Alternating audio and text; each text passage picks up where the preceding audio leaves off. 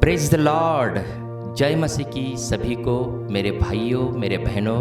आज बहुत खुशी हो रही कि जो आपने हमारे वीडियो को देखा था, जो पवित्र आत्मा के द्वारा एक अद्भुत प्रकाशन को लेकर हम आ रहे हैं, और प्रभु को धन्यवाद। और वो घड़ी पूरी हो गई है यीशु मसीह के नाम से, और आज हम आपके सामने आ रहे हैं इस अच्छे विषय को लेकर, जो प्रभु अद्भुत रीति से हम सबको और आपको आशीषित करेंगे इन वचनों के द्वारा। हालेलुया। तो प्रभु को धन्यवाद देते हैं मेरे प्रियो।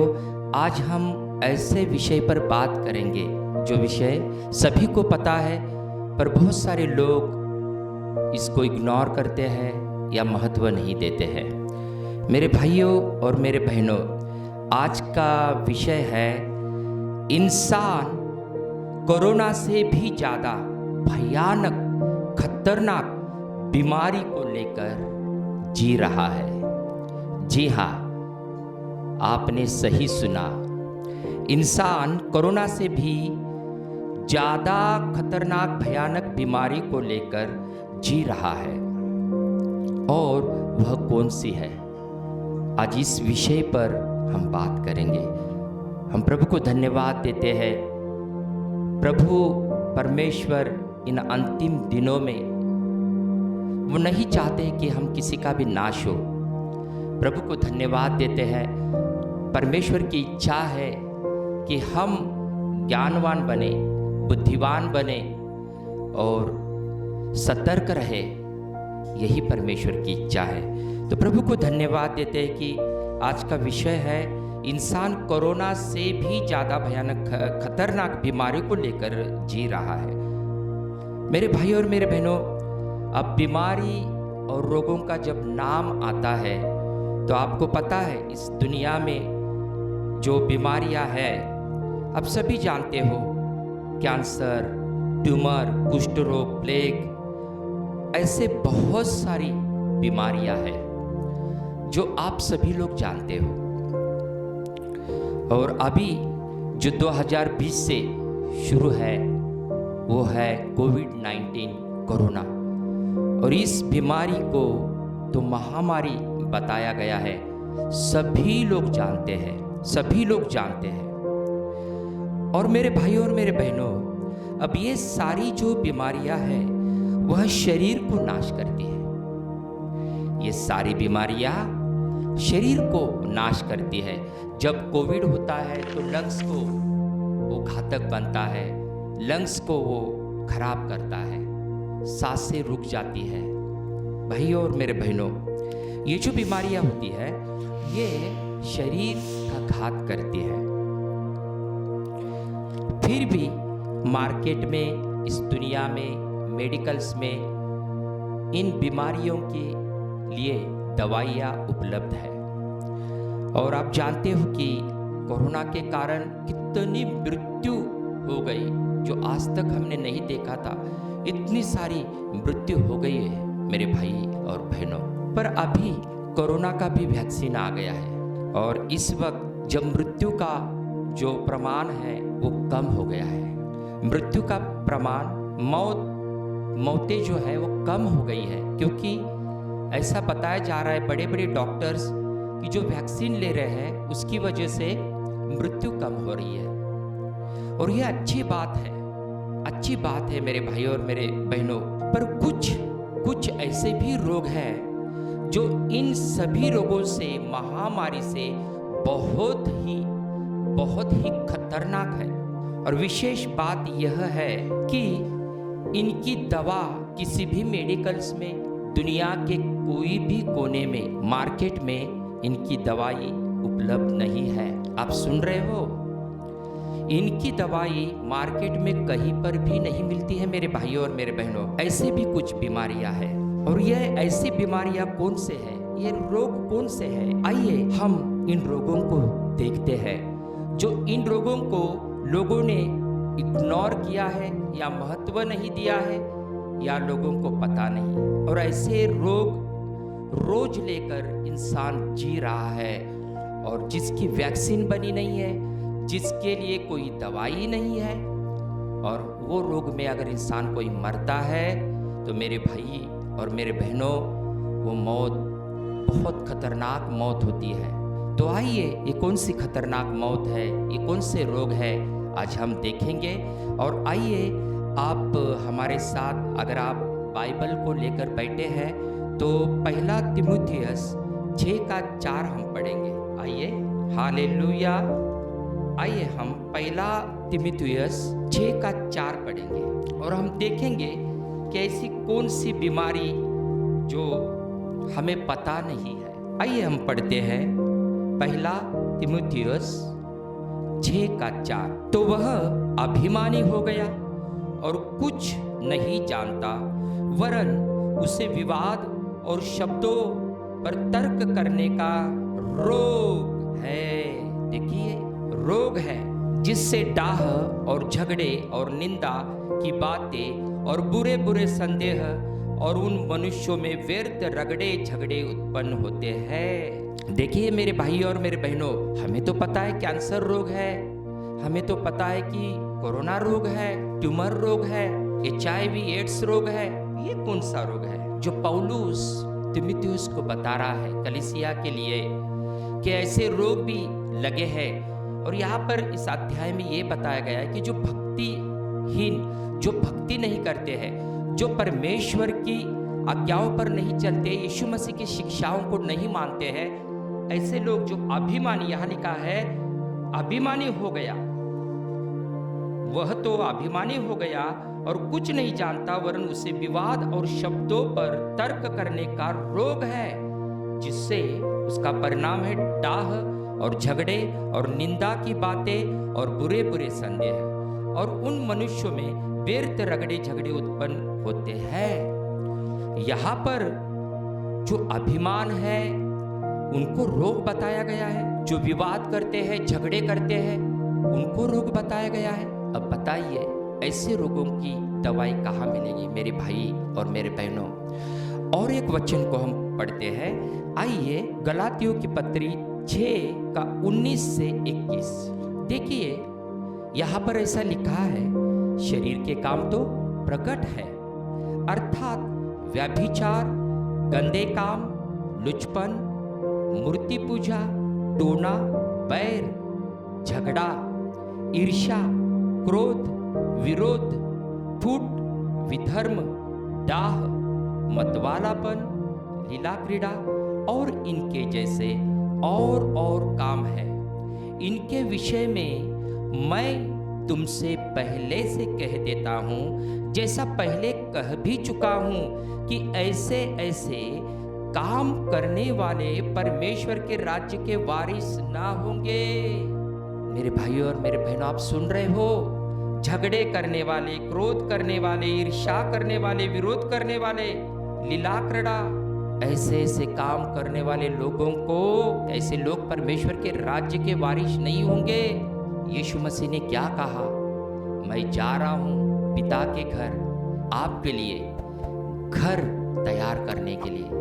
मेरे भाइयों और मेरे बहनों, तो ये वचन है, तो ये ऐसे रोग जो इंसान रोज लेकर जी रहा है, घमंड को, ईर्ष्या को गालियां दे रहा है, रोज ऐसे रोगों को लेकर जा रहा है। और मेरे भाई और मेरे बहनों, ये परमेश्वर के खिलाफ है। आइए हम और एक वचन को देखते हैं। पहला कुरिन्थियों 6:9 में क्या लिखा है, हम देखते हैं। क्या तुम नहीं जानते, क्या तुम नहीं जानते कि अन्यायी लोग परमेश्वर के राज्य के वारिस न होंगे? अन्यायी लोग परमेश्वर के राज्य के वारिस ना होंगे। मेरे भाई और मेरे बहनों, धोखा न खाओ, न वेश्यागामी, न मूर्ति पूजक, न परस्त्रीगामी, न लुच्चे, न पुरुषगामी, न चोर, न लोभी, न पियक्कड़, न गाली देने वाले, न अंधेर करने वाले परमेश्वर के राज्य के वारिस होंगे। मेरे भाई और मेरे बहनों, ऐसे कितने सारे रोगों को आज इंसान लेकर जी रहा है। मेरे भाई और मेरे बहनों, आज हमें सावधान होने की ज़रूरत है। इंसान को लगता है कि ये बाहरी जो बीमारियां है, चलो पेट दर्द हो रहा है, सर दर्द हो रहा है, कोई पेन किलर दवा ले लो और ठीक हो जा। ठीक हो सकते हैं। हार्ट की बीमारी है, हार्ट के ऑपरेशन हो रहा है, नसें चेंज करके लोग जी रहे हैं। कोरोना से भी लोग चंगे हो रहे हैं। पर इन बीमारियों का क्या, कि संसार की बीमारियों से बचकर, चंगे होकर, जीकर, जो ये बीमारी जो अंदर से इंसान को खोखला कर रही है, इसके बारे में कोई भी नहीं सोचता है। और आज हम उसके बारे में बता रहे, जो पवित्र आत्मा अद्भुत प्रकाशन को दे रहा है। और आज यह वचन आपका परिवर्तन करेगा, आपका जीवन को बदलेगा। आज का ये वचन मेरे प्रियो, मेरा विश्वास है, क्योंकि पवित्र आत्मा का काम हो रहा है। परमेश्वर आपको छू रहा है, परमेश्वर आपको छू रहा है, क्योंकि बिना परमेश्वर के, बिना पवित्र आत्मा के आप वचन को नहीं सुन सकते हैं। और परमेश्वर आज आपको बुद्धि दे रहा है, आपके मनों को खोल रहा है परमेश्वर आज आपके। मैं प्रभु को धन्यवाद देता हूँ, स्तुति करता हूँ। अब ऐसे रोगों को हम आत्मिक रोग भी बोल सकते हैं। जो बाहरी रोग हमने देखे, जो शरीर के हैं, कैंसर है, ट्यूमर है, बहुत सारे रोग, जो कोरोना है उसमें भी डेल्टा आ गया, अलग अलग आ रहे हैं। ये बाहरी शरीर को खोखला बना रही है, शरीर को कमजोर बना रही है और शरीर का घात कर रही है। आइए और एक वचन को देखते हैं, मत्ती 15:19। आइए अपने बाइबल को खोलेंगे और मत्ती 15:19 में हम जाएंगे। अब देखिए यहाँ पर और एक अच्छी बात लिखी है, क्योंकि बुरे विचार, हत्या, परस्त्रीगमन, व्यभिचार, चोरी, झूठी गवाही और निंदा मन ही से निकलती है। ये सब जो गंदी बातें हैं वो मन से निकलती है, अंदर से। और इसका इलाज आप कहाँ करोगे?